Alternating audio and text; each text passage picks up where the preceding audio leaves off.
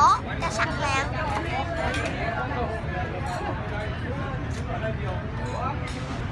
Làm gì? Sữa rồi, sữa lên tiếp được luôn. Đó.